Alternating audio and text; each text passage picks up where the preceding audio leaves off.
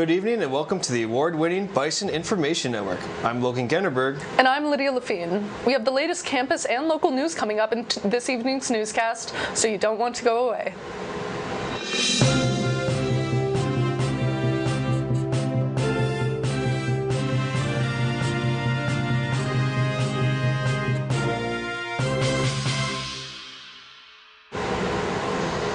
Thank you for joining us tonight. With the Red River predicted to rise this next week, the city has begun filing sandbags to prepare for the potential flood. Reporter Coy Hartle got the chance to take a look at how the community is coming together to fight back against the rising waters.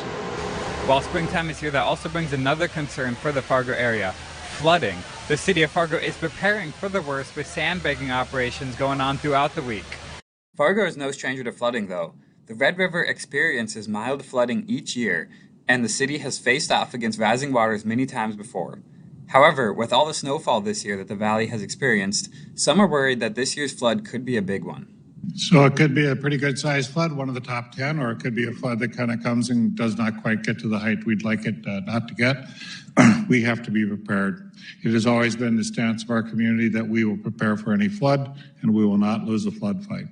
And one of the key pieces to protecting the area from flooding? Sandbags. As the need for them comes, we'll get trucks loaded up with a skid loader to be able to take them out to the rural areas if we need to do that, or else the city will also have the ability to come load up these pallets of sandbags and use them for the city. Throughout the week, community members and groups have been volunteering at the Cass County Highway Department, or Sandbag Cass, in West Fargo to help reach the goal of filling 200,000 sandbags. Today we've got volunteers from Ben Franklin. It's a middle school up there in North Fargo, and they have come down to do a couple shifts for us today here to get the sandbags filled up and ready for the flood.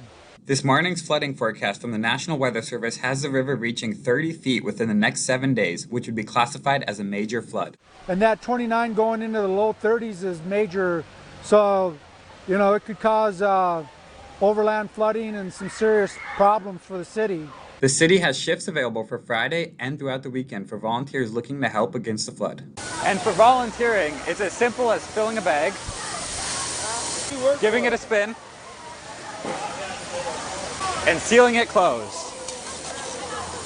Just really appreciate all the work that's being done here to help out with this effort, and hope we don't have to deal with much flooding, but we're going to get ready for it.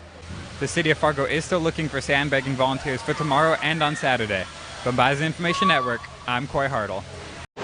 To view a list of times or sign up for a volunteering shift, you can visit the City of Fargo's website or see the link on our website. Throughout today, the Union Dining Center is hosting another themed food day. This time, the meals are centered around Asian dishes, such as General's chicken, scallion pancakes, and mochi. The food will be served until closing at 7:30. Looking forward to the next event, Residence Dining Center will be hosting a tropical pool party theme day with flavors from the Mediterranean to Cuba. Walk-in price is $11 and all meal plans are accepted. Many people nowadays tend to focus on the current happenings, but on April 18th, feel free to leave 2023 behind and go back in time 70 million years to celebrate National Velociraptor Appreciation Day. The Student Activities Office will be hosting a variety of quizzes and even a hunt for a Velociraptor.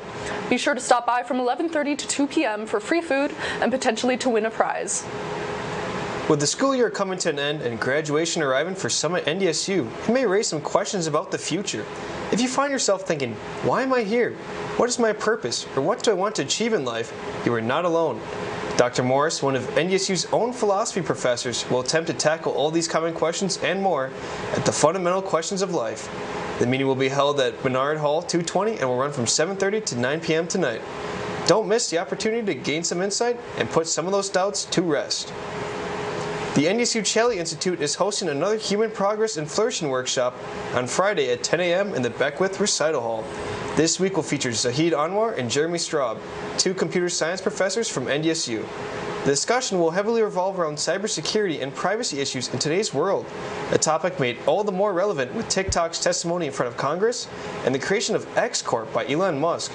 After the speech, there'll be a Q&A followed by food and beverages being served. And besides, who could pass up on free food? NDSU students collected over $9,000 during the 12th annual Battle of the Senses. This event is for Aaron Erickson, a Moorhead High School student. The fundraising competition, which pits student ambassadors from the College of Engineering against student ambassadors from the College of Health Professions, was held from March 27th to the 31st. Erickson was born with a rare heart defect called hypoplastic left heart syndrome. The funds collected from the Battle of the Senses will go towards his continued care, including medications and additional heart procedures. His mother, Holly Erickson, previously worked in the College of Engineering as the K-12 outreach coordinator. With April well underway, that means that graduation is right around the corner for many. And while you may be stressed over finals and post-graduation plans, you deserve to have a little fun before leaving NDSU. The Bison Ambassadors are hosting their annual Senior Day on April 26th from 4:30 to 6:30 p.m. in the McGovern Alumni Center. With a retro arcade theme, there will be prizes, games, food, and even a giveaway of Senior Day t-shirts to the first 250 students. This event is a great chance to let loose, have some fun, and build memories with your friends and fellow graduates, all while getting some free food and cool prizes. Next on this evening's newscast, long-distance snowmobile riders, and a vintage festival dedicated to the 80s, 90s, and Y2K. All that and more when we come back.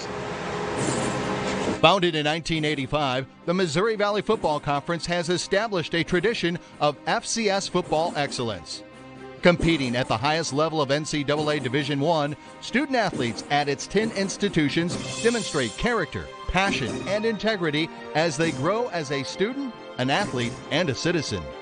The Missouri Valley Football Conference, where leaders are shaped and champions are forged. One kid, one mentor, plus one moment can unlock limitless potential. 30,000 youth are waiting. Be there for one of them. Become a big today.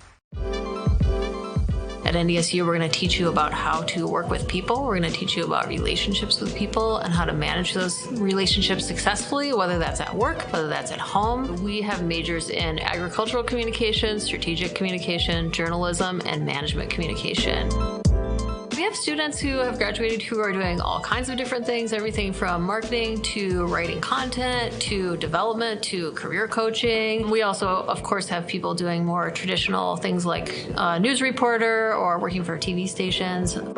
The faculty members in our department advise undergraduate students. We think that it's important for faculty to develop relationships with our undergrads. We have an advisory board, and that consists of people in the community who are like local business people, and we try to make connections with those people so that literally we know the person that they should talk to about a job. You can't be in the world if you can't communicate. My recommendation is that you take some communication classes at the very least if you can. Even better, do a major in communication.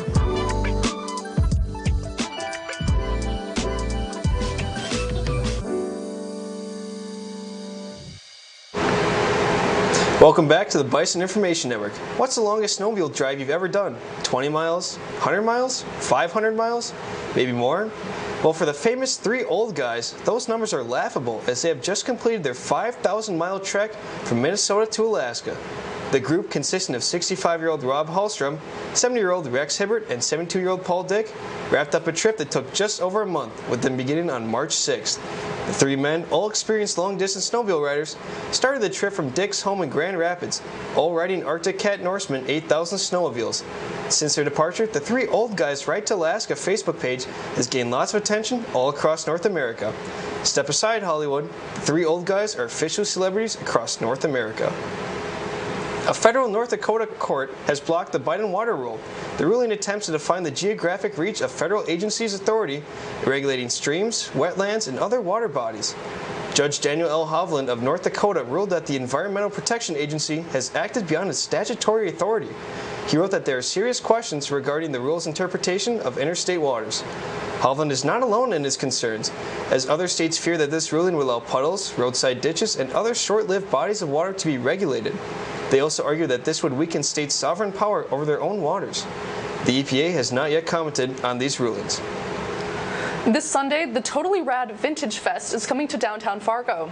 Totally Rad Vintage Fest is a traveling vintage festival dedicated to the 80s, 90s, and Y2K themes. Feel the nostalgia as you shop from over 40 vintage vendors, challenge a friend at the vintage arcade, show off your fit at the throwback photo shoots, or jam to the tunes being spun by a vinyl DJ. The vendors will be primarily focusing on vintage clothing, but you'll also be able to find toys, video games, home goods, memorabilia, and more. Regardless, there is a little something for everyone inside the festival. The event is being hosted in the Veterans Memorial Arena and opens at 10 a.m., but there are options to buy early bird tickets and enter at 8:30. An environmental group claims the city of Fargo is dumping wastewater into the Red River that exceeds federal pollutant levels. The lawsuit, filed March 30th by Citizens for a Clean Environment, alleged that the city has ignored law by dumping wastewater into the red that exceeded E. coli, phosphorus, and other chemical levels. It also claimed that the city failed to submit discharge monitoring reports required by the U.S. Clean Water Act. The Citizens Group wants a federal judge in North Dakota to declare the city has violated its National Pollutant Discharge System permit. This permit is authorized under the Clean Water Act. The lawsuit calls for the city to comply with its permit, as well as having the city be issued maximum penalties under the law for the alleged violations and pay $75,000 worth of damages, as well as fees to the plaintiffs. In a September letter, the Citizens Group attorney, Patrick Mitchellfelder, told the city that it could face a maximum Environmental Protection Agency penalty of $32 million. The city said in a statement that it takes any allegation that it violated the Clean Water Act seriously, but denied any wrongdoing in this case. An arrest has been made in connection with the stabbing death of Cash App founder Bob Lee. Lee, who was found dead with stab wounds on April 4th, has had surveillance video showing his final moments. The nightmare-inducing clip shows Lee staggering down a sidewalk, appealing to a passing driver and banging on the door for help before calling 911 himself. Lee's wife, Krista Lee, believes the suspect knew her husband, but does not know the motive. The suspect was taken into custody early Thursday, and no further news has been released. We are all hoping that justice is served for a family of three that has lost both a father and a husband. Over the past few months, the U.S. government has been slowly releasing information about leaked documents that reveal more about the state of the war in Ukraine. This includes American and NATO plans for building up the Ukrainian military. Though the documents have not altered the understanding of the war, they offered insight into how it may have unfolded. Many documents appear to have outlined key situations that could alter the course of the war, with even wildcard scenarios being considered. This is similar to an incident in 2013 where over 7,000 classified documents were leaked. And what followed were several new laws and regulations enacted to limit things like how long data could be held or collected. Still, many citizens, U.S. and Ukrainian alike, have worded caution as more information continues to come out. When we come back, Malik Mitchell will have your Sports Bison report. Stay tuned. One kid, one mentor, plus one moment can unlock limitless potential. One heart-to-heart, one inside joke. 30,000 youth are waiting. Be there for one of them. It's time. Become a big today. The NDSU bookstore has everything you need to show off your Bison pride. The bookstore can have you sporting green and gold wherever you go. It offers many different brands, sizes, styles, and selection so that you find exactly what you're looking for. Shop the NDSU bookstore and show your spirit today.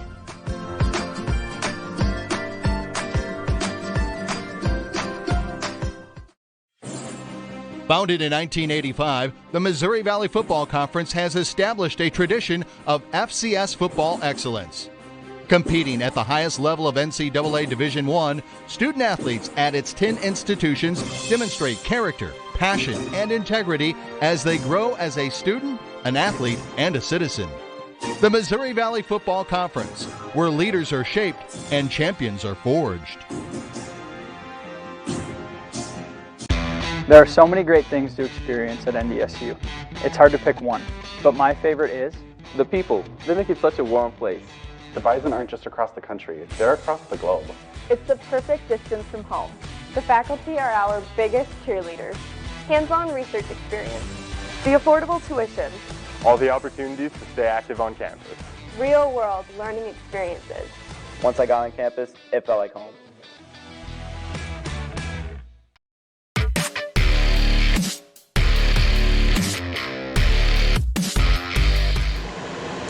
After a rough go in a non-conference season, Bison baseball started to turn their season around, winning 4 of their last 6 conference games.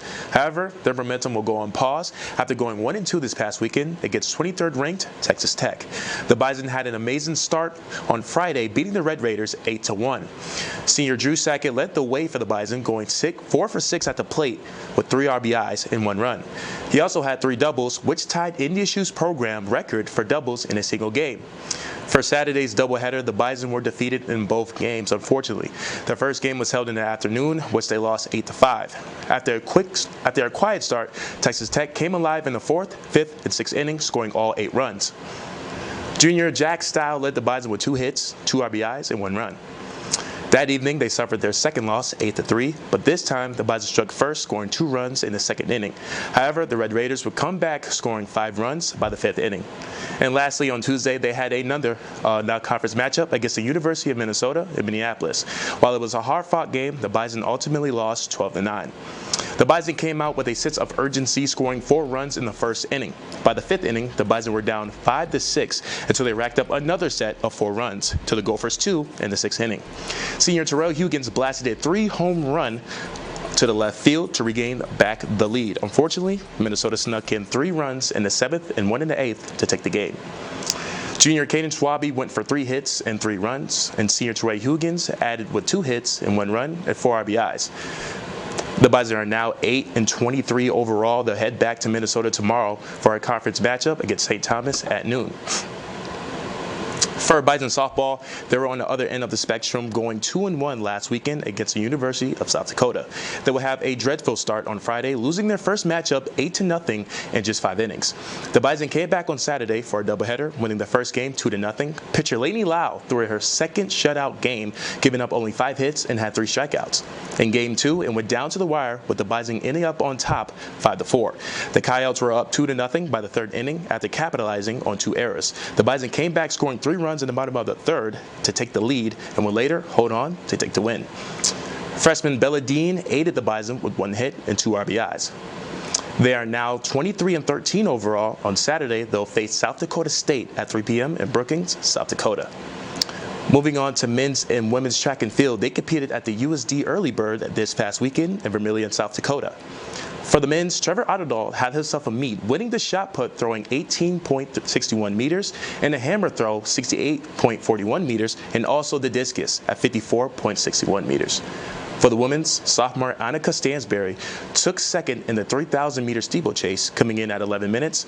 Hope Pringle was the runner-up in the 5K meter, finishing at 18 minutes. Freshman Alexa Segrist took second in the javelin, throwing 43.41 meters. And finally, Grayson Meneth was runner-up in the long jump with a mark of 6 meters.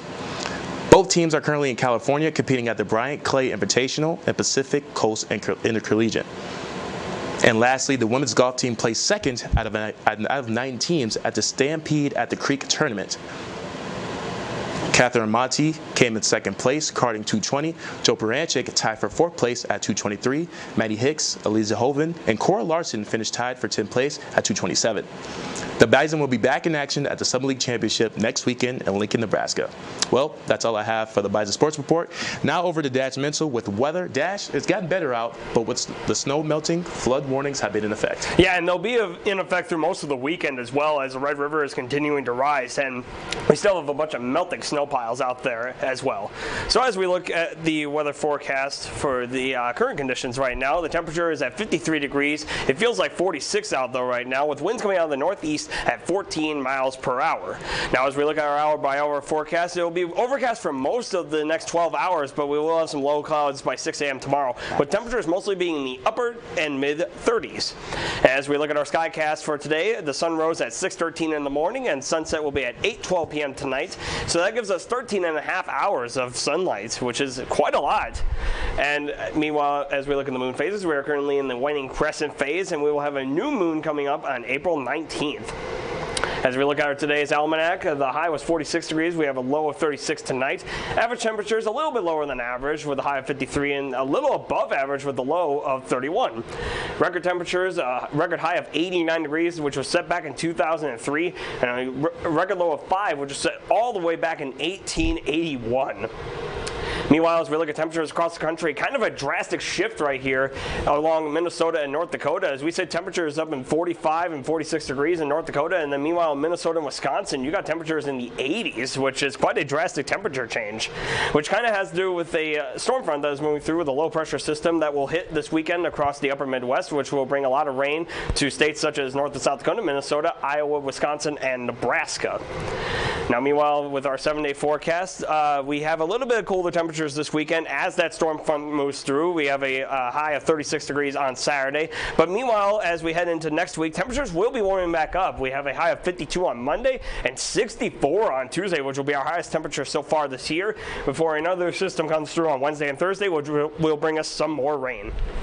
Well, that's all I have for this week's forecast. If you have any photos that you want to submit to us, you can submit them on our link at www.ndsubin.com/news.